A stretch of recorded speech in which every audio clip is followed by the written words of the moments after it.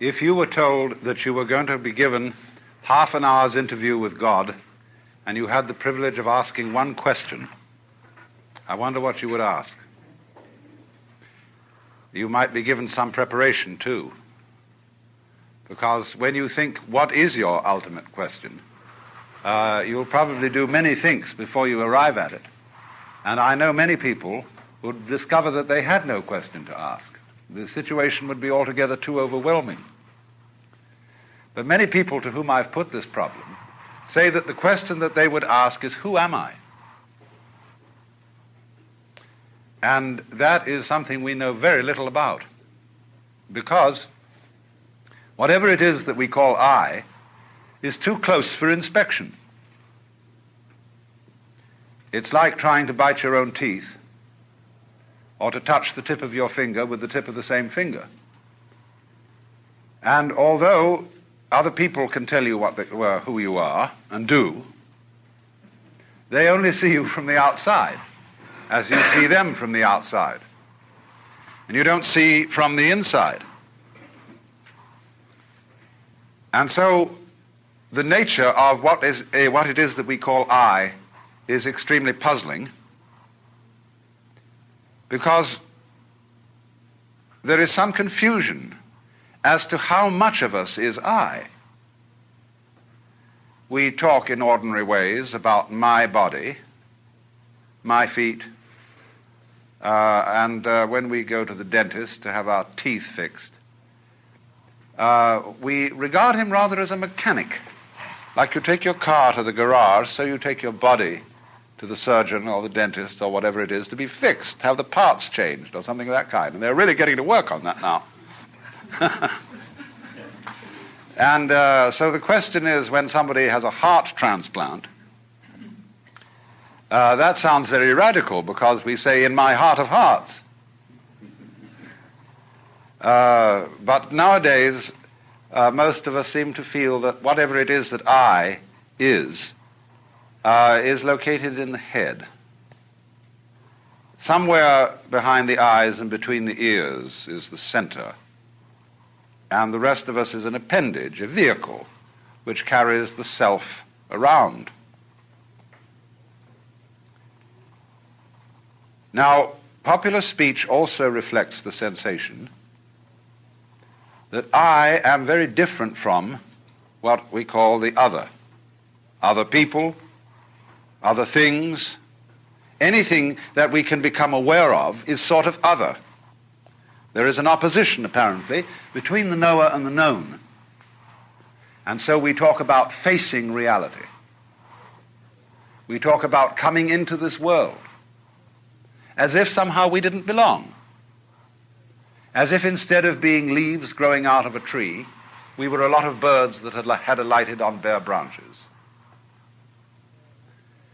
And it has become common sense for most people living in the 20th century today to adopt the 19th century philosophy of science, which interprets the physical universe outside human bodies as being a mechanical contraption, which is essentially stupid, unfeeling, automatic, composed of mainly geological elements, rocks, gases, and so forth. And therefore we feel rather alone and left out of this thing, in contrast with the ideas of Ptolemaic astronomy. Instead of being at the center of the universe, we are on the outer limits of a minor galaxy, revolving around an unimportant star on a small, minute ball of rock.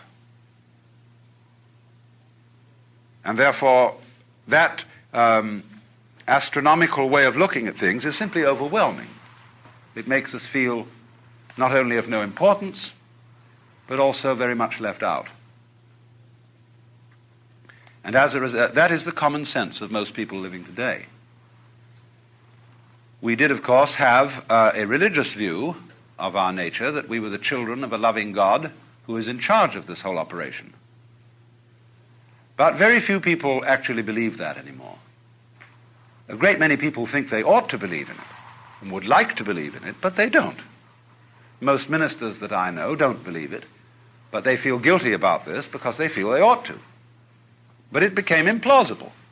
There never was a serious argument against it. It simply became unthinkable in comparison with the dimensions of the universe as we now see it. So having lost a way of looking at the world, an image of the world which gave us some sense of meaning, we now have an image of the world which gives us none at all. And so we feel rather inclined to put up a fight against the whole show. Interestingly enough, when in the 19th century we switched our common sense from supernaturalism to naturalism, one would think that a naturalist would be a person who loved nature, just as a materialist ought to be a person who loves material, but certainly isn't. With what is called the philosophy of scientific naturalism, naturalism is used in a negative way. It has nothing to do with being natural. It has something to do with being not supernatural, merely natural. And all sorts of phrases were coined in that epoch, which I would call put-down phrases. Freud spoke of the basic psychic energy as libido, which means blind lust. People like Ernst Haeckel spoke of the universe as being a manifestation of blind energy. Think of that put-down word, blind. And therefore we also speak of unconscious mental mechanisms. And the very word unconscious, as being the deeper aspect of our psyche, is a negative word and a put-down word.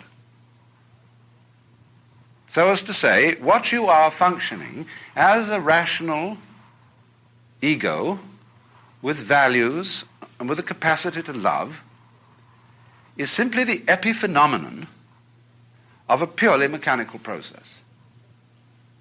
Too bad. So as a result of this so-called naturalism, we began to put up the most whopping fight against nature that was ever engaged in. And that fight is an expression of our fury and of our feeling of being left out. So that the technological experiment, which became possible as a result of the mechanical sciences, has largely been conducted in a spirit of rage. And the results are evident all around us. Here in Palm Springs, you are gradually getting all the smog from Los Angeles. This great cloud of poisonous gas put up by a city which is exemplary in this whole civilized world for fouling its own nest. Perhaps only Calcutta could be a bit worse, some such terrible slum. But we have done it by technology, by ruthless beating about of nature without consideration for what the scientist would call our ecology. Ecology is that aspect of science which deals with the relationship between organisms and their environments. Ecology is the study of the balance of nature, of the way in which every living being depends upon innumerable other living beings of all species, and also upon inanimate forces, air, water, temperature, gases, vegetation, and all sorts of things.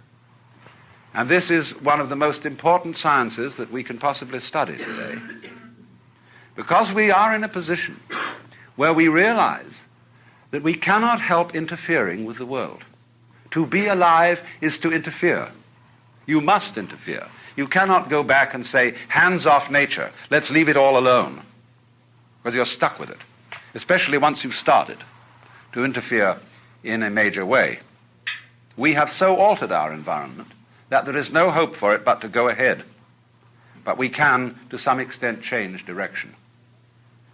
But the only way that I can see of our effectively changing direction is through a transformation of the feeling that we have of our own existence and of what we mean by I.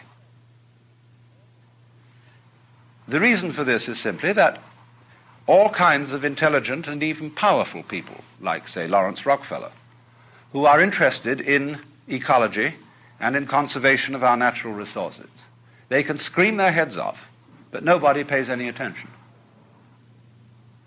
There is as yet, no really serious program at the government level to do anything radical about the pollution of water, the waste of water, the pollution of air, and the general ravaging of the United States of America. I'm amazed that congressmen can pass a bill imposing severe penalties on anyone who burns the American flag, whereas they are responsible for burning that for which the flag stands, the United States as a territory, as a people, and as a biological manifestation.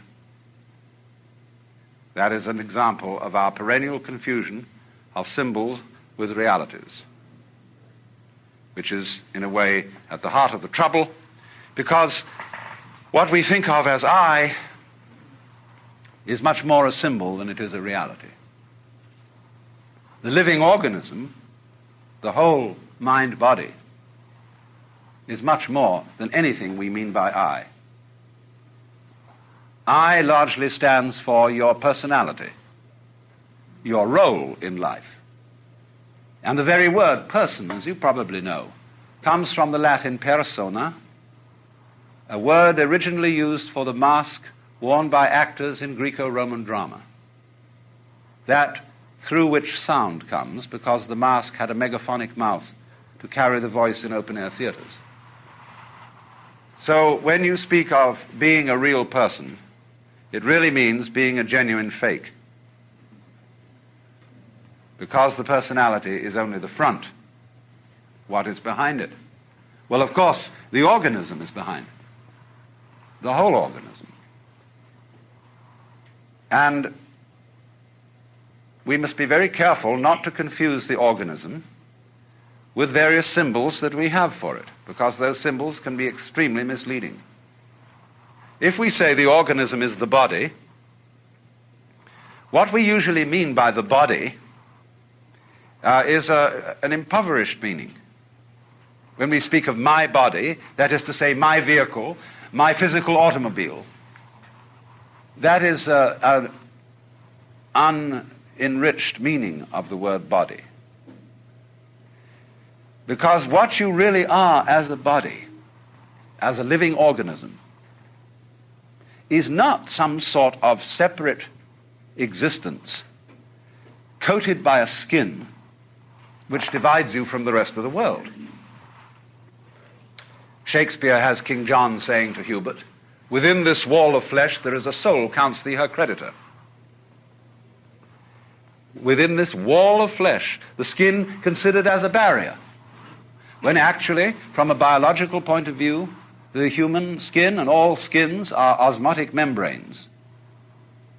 You know, when you get something by osmosis, by sort of soaking it in, so in the same way one's skin is a spongy construction, full of holes, full of communicators, nerve ends. And your skin is simply a vibrating membrane through which the so-called external world flows into you and through you.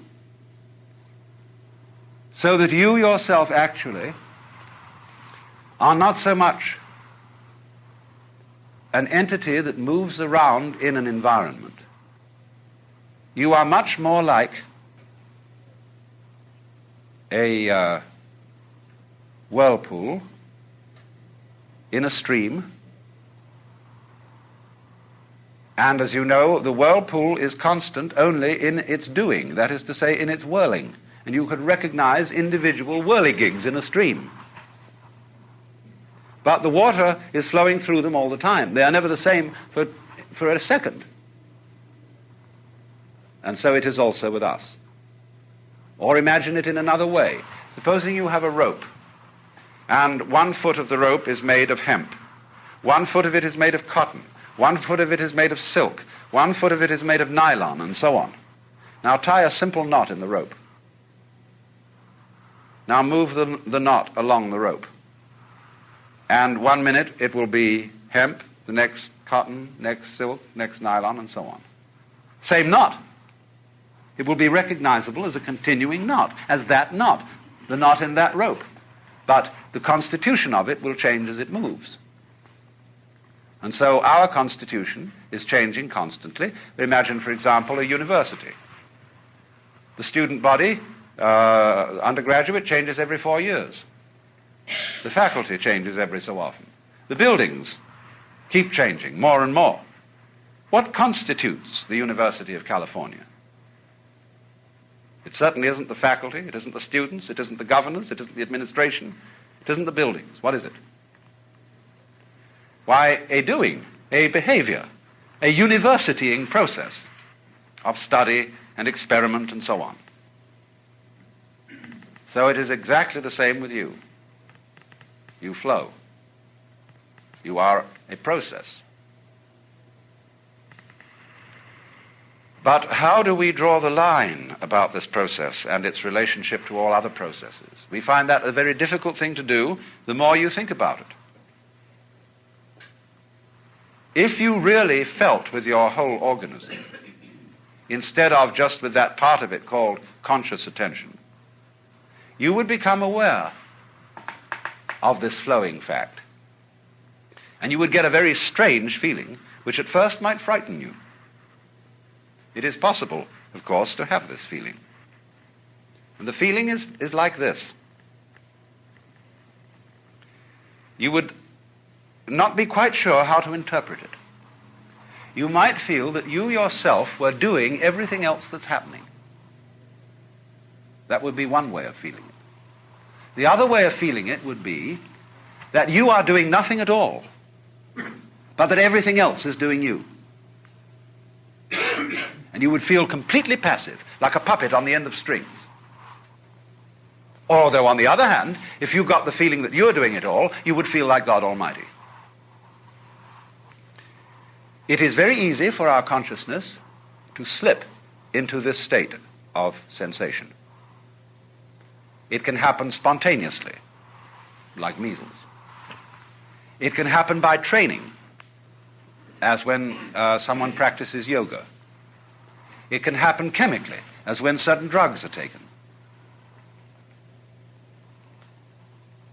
And one has to be very careful about this feeling because it's enormously easy to misinterpret it. Either as being omnipotent, being God in the personal, literal sense, or as being helpless and merely driven. Now, what should be understood is that both these ways of feeling are right, only they must both be taken together. To be simultaneously omnipotent and helpless. These are two poles, opposite poles of one and the same state. Because the message that is coming through, and that we find difficulty in understanding because it's contrary to our common sense, contrary to our whole history and conditioning, the message that's coming through is you as a living organism and all that is going on in your environment constitute a single process. What in physics we would call a unified field. A single process, like a pattern, but you know, any pattern has all sorts of subsidiary wiggles in it. Like the organism itself is a unified pattern, but it's full of wiggles. All sorts of tubes and organs and bones and nerves and so on. Working in this way. You know the body doesn't have a boss. We could pitch a big argument. Who is really the top dog in your body? Your stomach or your brain? I can argue for both ways. Well, let's first argue for the stomach. The stomach is fundamental. That's what eats, and eating is the fundamental thing of being alive. By putting food into the stomach, it digests it, and from there goes out and energizes everything else. Obviously, the stomach is the most important. The hands, the mouth, the feet, all exist to serve the stomach, and naturally, as a final achievement of the stomach, is the brain, evolving later in the evolutionary process as a gadget up there to scavenge around and find stuff for the stomach to eat. That's the function of the brain. But now let's take the argument to the side of the brain. The brain says, oh, no, come now. Just because I arrived late doesn't mean that I'm unimportant. I was being gotten ready for. Because I am the thing that was the flower at the top of this thing. And this tube with stomachs in it and things below was preparing for me, and the stomach is my servant. It is doing all the dirty work and getting energy to put currents through my wonderful circuits so that by the creation of all the goods of the mind, of the arts and sciences and religion and philosophy and so on, I shall be the true head of man.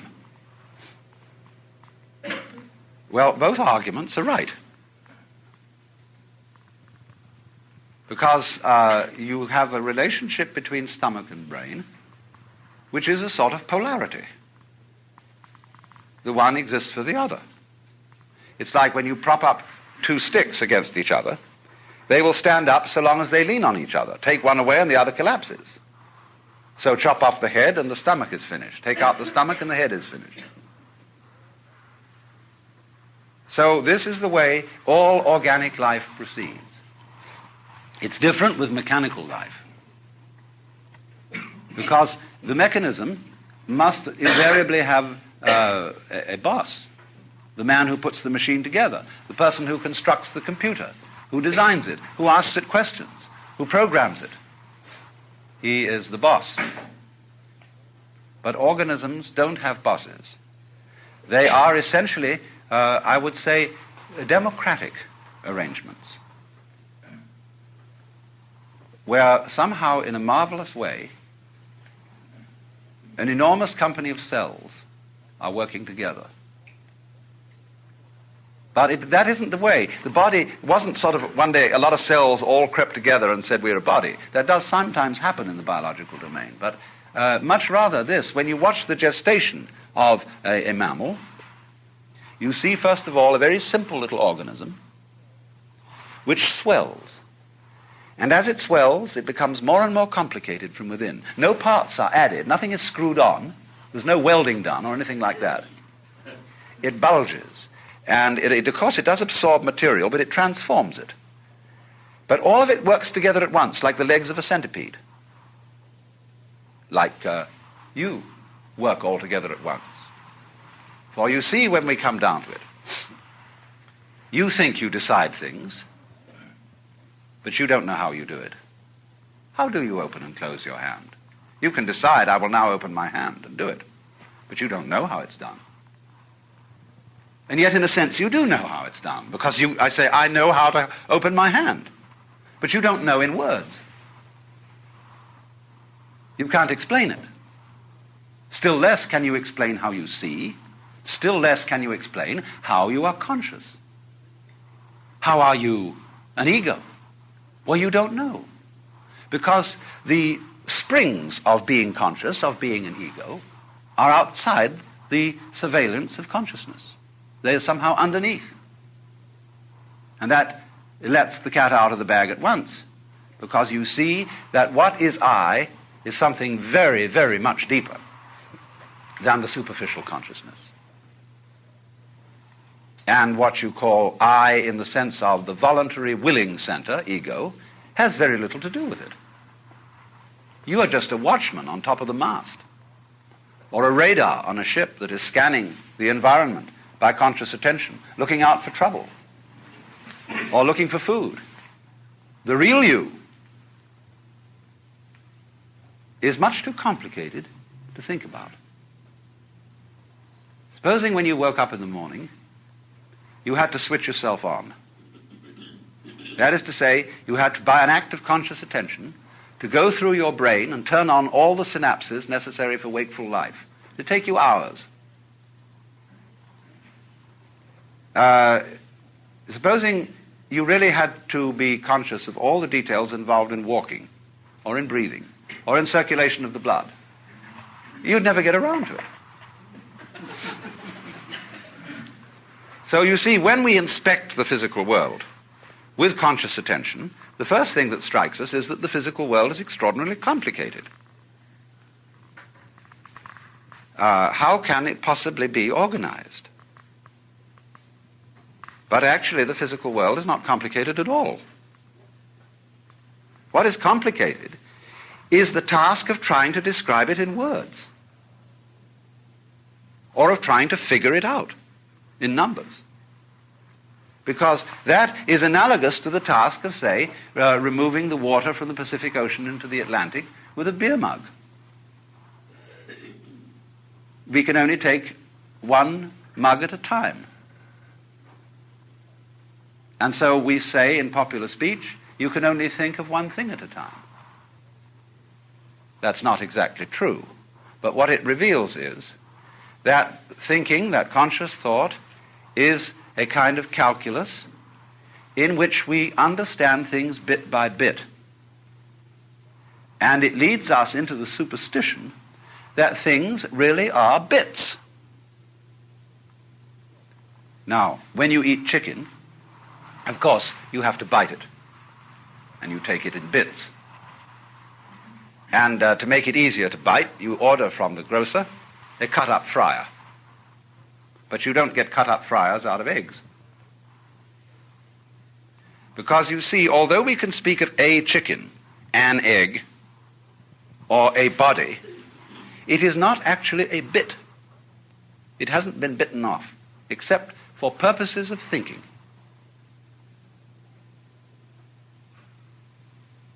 Now, this is beautifully brought out in a passage from Whitehead, which I will read to you.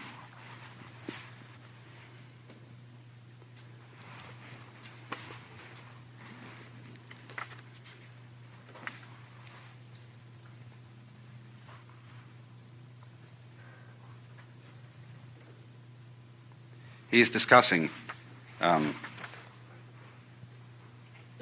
the 19th century philosophy of science, which I was just discussing too. And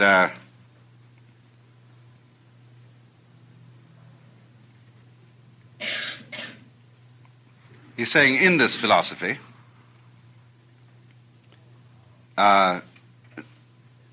all our impressions of nature are simply products of our minds. Nature gets credit which should in truth be reserved for ourselves. The rose for its scent, the nightingale for his song, and the sun for his radiance. The poets are entirely mistaken.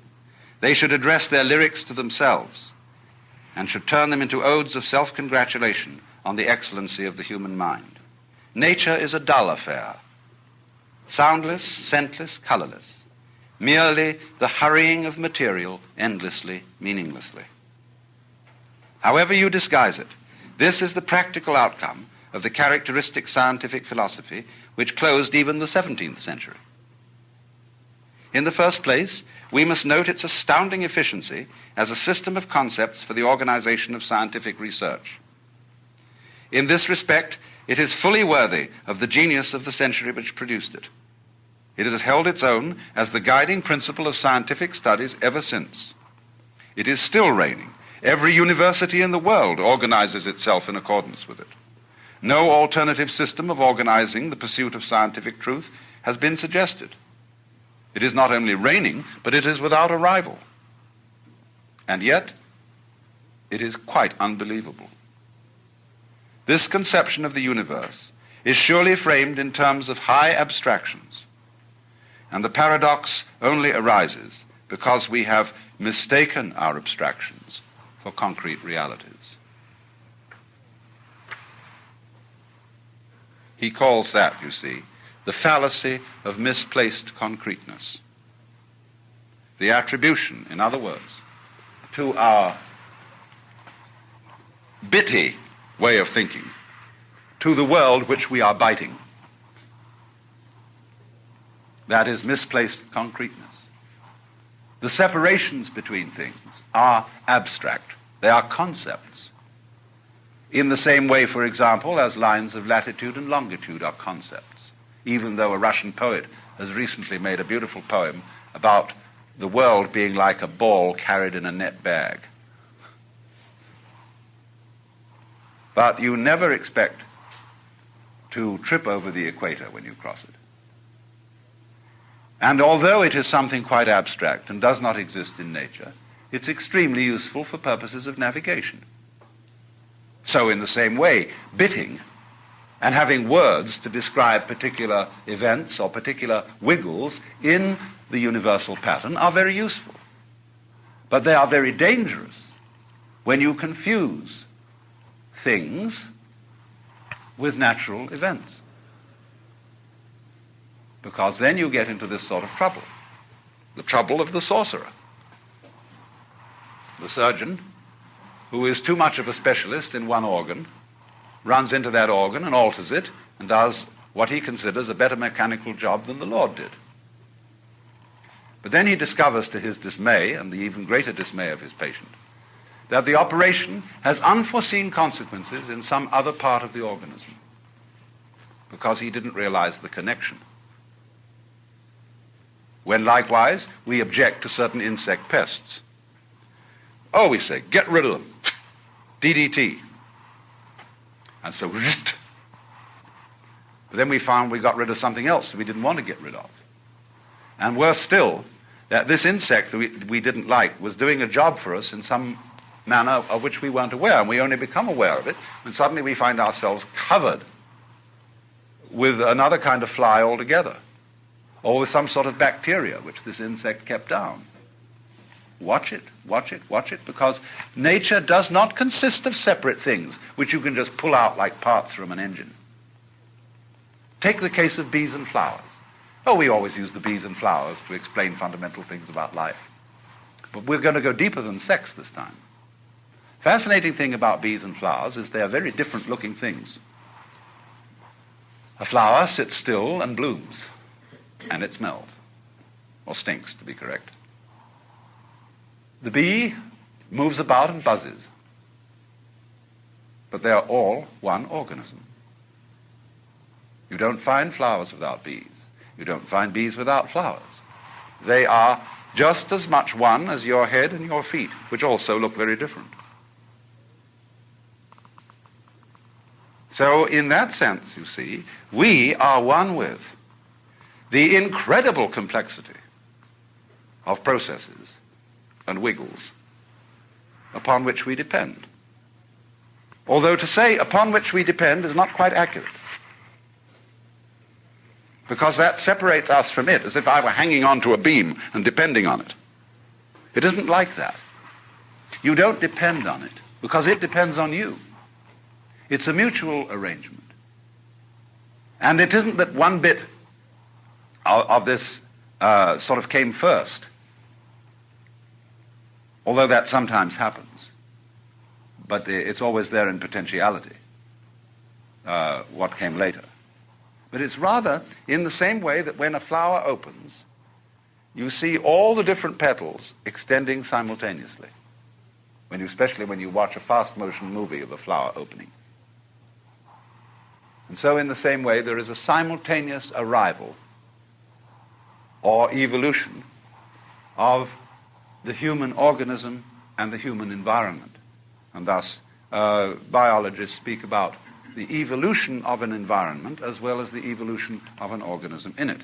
In other words, human beings could not have appeared on this planet until its temperature had lowered to a certain degree, until the atmosphere contained certain gases as a result of vegetative development. And then the environment became evolved enough for human beings to appear in it. Evolved enough?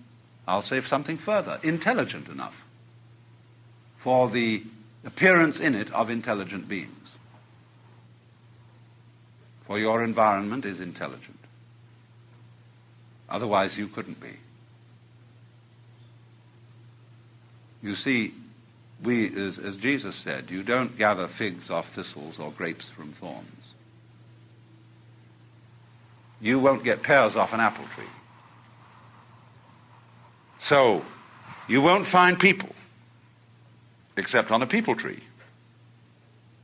And this planet, this solar system, this galaxy is peopling in exactly the same way that an apple tree apples.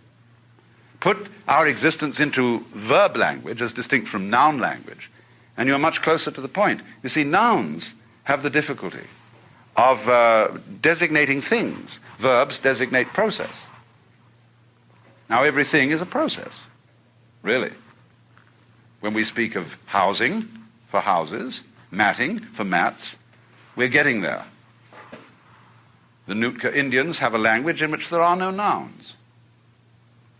And so they say, it houses, and then they add an adverb to show whether it houses religiously, homily, or marketingly. And so they see the world as the flow. What is it that houses? What is it that rains when we say it is raining? You see, we always have a funny idea that to get a verb, that is to say to get action, you have to have an agent. Now, this is the most ridiculous idea conceivable. How can a noun start a verb? How can a thing start an event? Because there's no action in a thing. Action can only come from action. Energy from energy. You can't get energy from a concept, because nouns are all concepts. They're abstract, really. It's only verbs that are concrete, because the world is process. Now, common sense insists that the pattern of the world must be made of something, because we still think with Aristotle's common sense, or with the imagery of the book of Genesis, where God made Adam out of the clay. In other words, he made a clay figurine and breathed breath into it, and it became alive. And so we constantly think that we as are made of flesh, as if flesh were some sort of stuff like clay out of which you shape bodies, or like you make tables out of wood. Are trees made out of wood? What a ridiculous question. Trees are wood. They're not made of wood. And it's simply this artifact thing that gives us the idea of the world being made out of something. It isn't made out of anything. And so when physics tries to investigate what is the stuff of matter, they can't find any. Because you can never talk about anything except a process. You can describe what a process is doing. You can describe the structure, the nature of the dance, whether it's doing a waltz or a mazurka or the frog or whatever it is. Then you can describe that melody, shall we say, what it is performing. But there is nothing doing the performing at all. There is no stuff out of which it's being done, because when you examine stuff, you just find more pattern. See, what you mean by stuff is fuzz. When you look at something with a lens and you're out of focus, you see fuzz. But when you come into focus, you see structure. All right, now, the structure is made of all sorts of little lines and things. You can see them, and you want to know what are they made of. So you turn up the magnification, and for a while you get a lot of fuzz, but when you're clear again, you see that those little lines are also made of more little lines, more structure. And big patterns have little patterns upon their backs to bite them, and so on. And that's the way it goes. So suddenly you feel rather insecure, because stuff has disappeared. There's a famous story about a physicist who understood this so well that he always went about in the most enormous padded shoes because he was afraid of falling through the floor.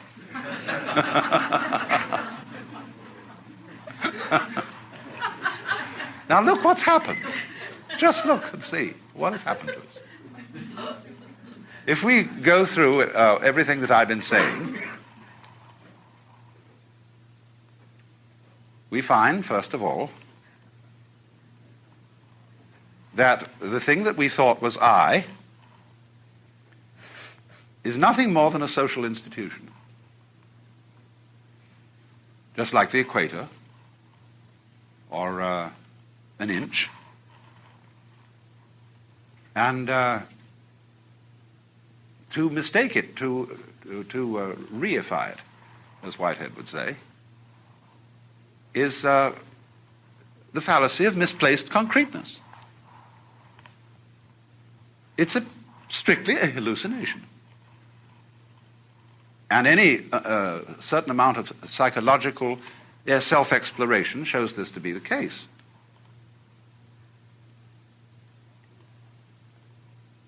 For what we are is the organism, and what the organism is a transactional interchange between the organism and the environment. It's not quite correct to say you're doing it and it's doing you, because, see, Whitehead, in describing the scientific philosophy, saying, for example, that blue is entirely our projection on the sky, he's half right, you see. Those scientists he's talking about are half right. But the part of it that is left out of consideration is this. True, you, with your optical nerves and eyes, transform the sky into the blue feeling. But without the sky, you wouldn't have any optical nerves. It works both ways, you see. Without the air, whose density gives the blue effect. It's mutual. You do it, and it does you. But that's, as I said, a two-way, a clumsy way of talking about it's all one process, a unified process. And furthermore, from this process there has disappeared what we thought was solidity, what we thought was common sense, substance, and stuff. It's just pattern. And at once one feels sort of ghostly, as if you could be easily blown away. And that's why the Hindus call the universe the Maya, which means the illusion. Don't forget, illusion is related to the Latin word ludere, to play. So the play, the big act. It also means magic, as in a conjurer's creation of an illusion. It also means creative power. It also means art. And finally, it means the divine power. The Maya of the Lord. Lord is a bad translation of Bhagavan. Just the divine one. The Lord means boss in English. And the Hindus don't do it that way. But now you see, I've arranged this general introduction, which I'm afraid will be familiar to some of you who have attended my seminars before, but I've arranged this general introduction to raise the question, all right, if that's the way it is, how on earth are we going to arrange a transformation of man's consciousness so that he'll know it, not just in theory, but something he feels in the same way as you feel what you take to be I at the present moment, confronting an external world? How will you transform that sensation? Because if you don't transform that sensation, you will not ever be fit to use technology. We shall continue to use our technology in a hostile spirit towards the external world, and we shall wreck the external world. We're busy doing it now. There is no necessity to abandon technology. We can't abandon it. But we can certainly use it in a different spirit. I have just been in the island of Ceylon, which is a garden, a beautiful, beautiful place, but it's completely undeveloped from a technical point of view. And it's in very bad economic circumstances because nobody wants to buy natural rubber anymore. It has no foreign exchange. But it's very peaceful. But the change has got to come. So I discussed with one of the high members of the government the possibility that we could set up in Ceylon an